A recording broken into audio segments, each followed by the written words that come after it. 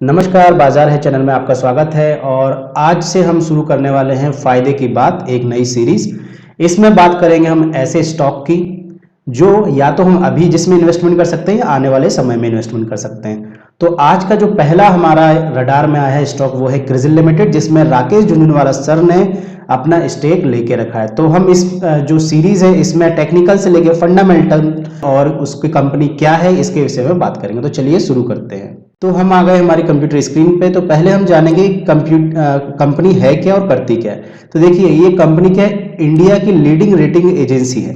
ठीक है, ये आप समझ गए। ये क्या करती है, रेटिंग करती है, रिसर्च करती है, risk and policy advisory service भी प्रोवाइड करती है। मतलब ठीक है, और आपने देखा होगा क्रिसिल ने इसको ये रेटिंग दी है, वो रेटिंग दी, वो भी आपने सुना होगा। ठीक है, तो ये हाई एंड रिसर्च किसको प्रोवाइड कराते हैं, जैसे हम बता रहे थे बैंक्स को प्रोवाइड कराते हैं और कॉर्पोरेशंस को प्रोवाइड कराते हैं। अब हम बात करते हैं रेवेन्यूज की।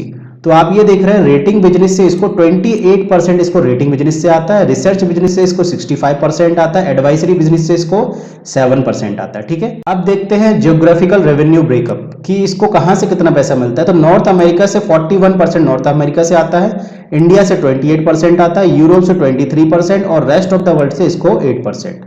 अब हम देखते हैं कि इसका वर्कफोर्स कहाँ से है, यानी कि कहाँ से कितने लोग काम करते हैं, ये भी तो देख लेते हैं। तो इंडिया से 86%, अमेरिका से 7%, यूरोप से 4%, अपेक से 2% एंड यूएई से 1% लोग काम करते हैं। भैया इंडिया से सबसे ज़्यादा लोग इसमें काम कर रहे हैं, ये भी हमने देख लिया।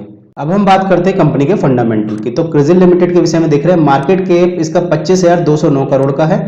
ठीक है, पी इसका 59 लगभग 60 है, आरओसी इसका 40 लगभग है, करेंट प्राइस का 3455 चल रहा है। ठीक है, और बुक वैल्यू इसकी 216 है, आरओई लगभग 30% है।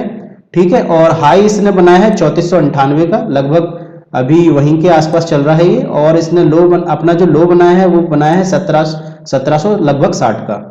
ठीक है, डिविडेंड यील्ड इसकी रही है 1.13% और फेस वैल्यू है इसकी 1.1%। ठीक है, तो ये इसका फंडामेंटल है। चलिए और देखते हैं।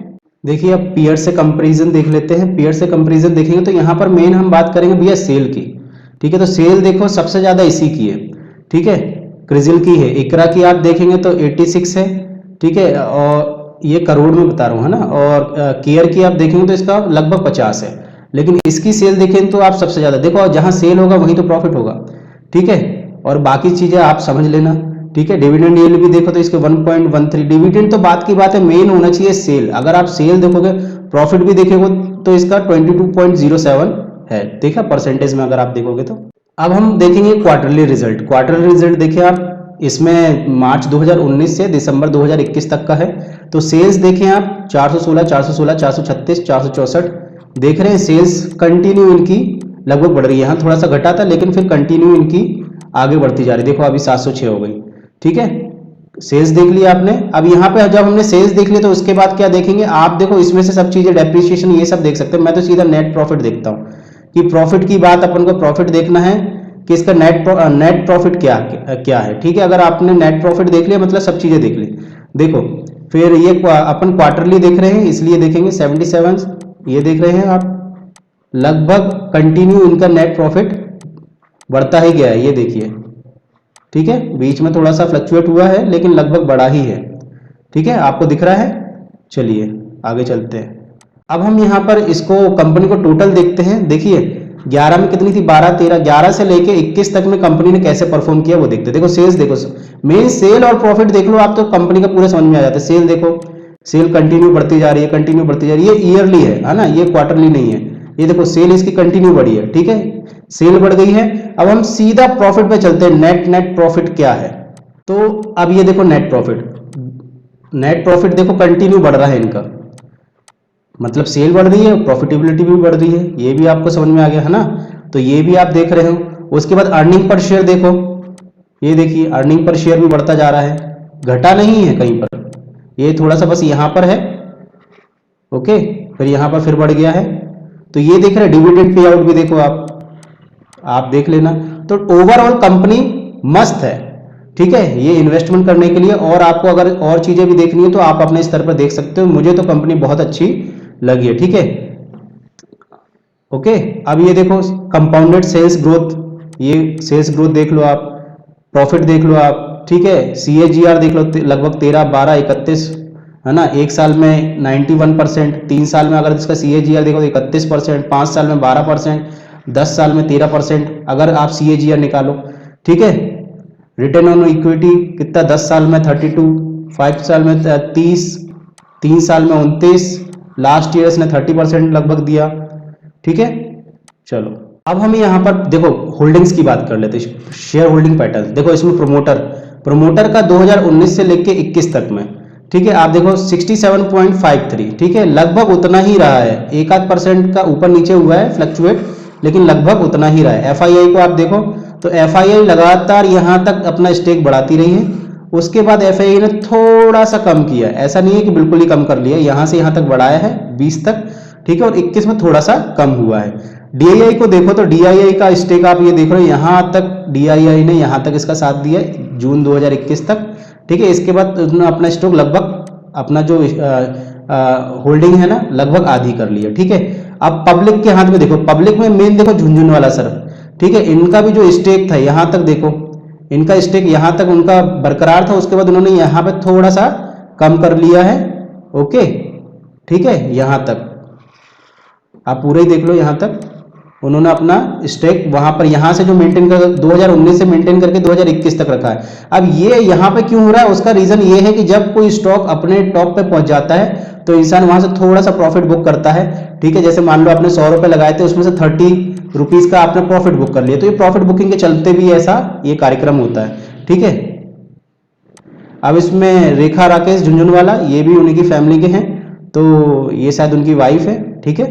तो ये देखिए उनका स्टेक तो इन्होंने लगभग बढ़ाया ही है, घटाया नहीं है, ओके।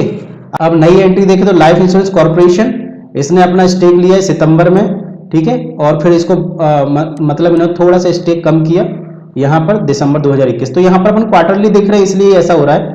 अब देखते हैं ICICI में, प्रूडेंशियल लाइफ इंश्योरेंस कंपनी में, इसमें देखो इन्होंने भी स्टेक उठाया है, ठीक है। तो ये था इसका शेयर होल्डिंग पैटर्न। अब चलते हैं हम लोग चार्ट की तरफ।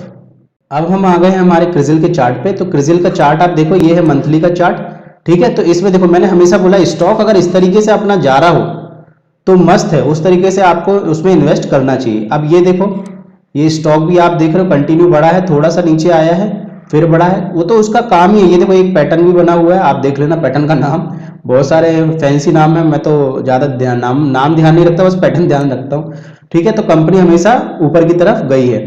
अब ये देखो, अब हमको ये देखना है कि क्या ये अभी एंट्री पॉइंट है। आज है लगभग 12 तारीख, 12 अप्रैल, ठीक है, 12 अप्रैल के दिन मैं ये वीडियो बना रहा हूँ, 12 अप्रैल 2022, ठीक है। तो 12 अप्रैल के दिन क्या हुआ है, ये देखो, ये है इसका सपोर्ट, और ये है, ये जो लाइन जा रही है ये है इसका रेसिस्टेंट, ठीक है, ये रेसिस्टेंट है, ये सपोर्ट है। तो अब ये देखो कहीं ना कहीं कितना ऊंचा चला गया है। तो क्या ये 3455 पर ये जहां पर अपने हाई पर घूम रहा है, क्या ये इन्वेस्टमेंट के लिए एंट्री सही है, ये एंट्री टाइम है क्या ये एंट्री टाइम है? आप ही सोचिए, जब कोई स्टॉक इतना चल चुका है तो ये क्या एंट्री टाइम है? मैं कहता हूं नहीं, ये एंट्री टाइम नहीं है। अगर आपको लगता है कि ये एंट्री टाइम है तो कमेंट कीजिए कि सर ये एंट्री टाइम है, और अगर आपको लगता है कि नहीं ये एंट्री टाइम नहीं है, आप बिल्कुल सही बोल रहे तो कमेंट कीजिए नहीं ये एंट्री टाइम नहीं है, आप सही बोल रहे हैं, ठीक है।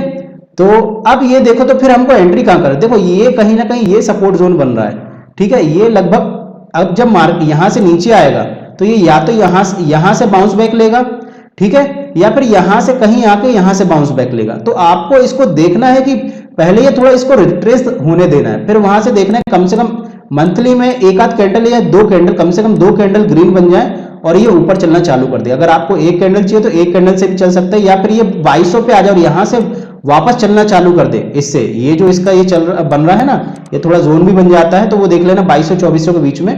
तो यहां से जब ये वापस चलना चालू कर दे तो ये है इसकी एंट्री पॉइंट, ठीक है। तो मैंने आपको एंट्री पॉइंट भी बता दिया। कुछ लोग यहां पर भी एंट्री लेते हैं कि जब वो बिल्कुल यहां पहुंच जाता है, यहां पर भी उसको वो लोग, कुछ लोग एंट्री यहां पर भी ले लेते हैं। तो मैंने आपको दोनों एंट्रीज बता दी, लेकिन मेन एंट्री अगर आप यहां से लोगे तो यहां से जो रिटर्न मिलता है वो ज्यादा अच्छा मिलता है। चलो मैं आपको दिखाता हूं कैसे। ये देखो, ये इसने, ठीक है, ये था। अब ये देखो, इसके जो टॉप बनाए थे वो देखो वहीं पर वापस आके यहां से ही वापस लिया। अगर आप यहां से एंट्री लेते तो यहां तक की आप जर्नी पूरी कंप्लीट कर लेते, और अगर आप इसके टॉप के बाद एंट्री लेते तो यहां से लेके यहां तक की एंट्री कर लेते। तो मैंने दोनों एंट्री आपको बताई जो आने वाली है वो बता दी, और मैंने पास्ट में जाके आपको हिस्ट्री में भी मैंने आपको वो चीज दिखा दी। ठीक है, तो इस तरीके से आप इसमें क्रिजिल एक स्ट्रॉन्ग कंपनी है मेरे हिसाब से, इसमें आपको बिल्कुल आपको स्टेक अपना लेना चाहिए। लेकिन क्रिजिल में मेन प्रोमोटर S&P है, ठीक है, जो खुद भी एक रेटिंग एजेंसी है। और कोई भी कंपनी आप देखोगे अगर वो अपना सेल कर रही है, सेल के ऊपर ही तो सारा खेल है। आपकी एक मान लो बिजनेस है, अगर आप उसमें सेल अच्छा करते हैं, सेल अच्छा करते हैं तो प्रॉफिट जनरेट होगा, सिंपल सी बात है। अगर सेल नहीं करते तो प्रॉफिट जनरेट नहीं होगा। तो जो कंपनी जिस रेटिंग एजेंसी में अगर आप देखो तो क्रिजिल धुरंधर है, ठीक है, लीडिंग एजेंसी है अपने इंडिया की। तो उसमें अब क्या इन्वेस्ट करना चाहिए, बिल्कुल करना चाहिए। लेकिन क्या होता सिर्फ इतना सा है कि हम लोग क्या करते हैं कि गलत टाइम पे एंट्री ले लेते हैं और फिर कहते हैं यार इसमें कुछ नहीं हो रहा, इसमें कुछ नहीं हो रहा, इसमें कुछ नहीं हो रहा। आप ये तो देखो कि एंट्री टाइम कब है। जब आपको एंट्री ही गलत टाइम पे ले लोगे तो कोई भी कंपनी आपको सही पैसा नहीं देगी। ये बात आपको समझना होगा ना, जब पैसा तो आपको तब देगी ना जब आप सही समय पे एंट्री लोगे। तो बस आपको एंट्री सही समय पे देखना चाहिए। कंपनीज गलत नहीं होती हैं, एंट्री हमारी गलत होती है। तो थोड़ा सा आपको फंडामेंटल से टेक्निकल देखना चाहिए। अगर आप सिर्फ फंडामेंटल देख के घुस गए, आपने टेक्निकल देखा नहीं, तो आप वहीं पर खत्म हो जाओगे, वो आपका सिर्फ टाइम वेस्ट करेगा।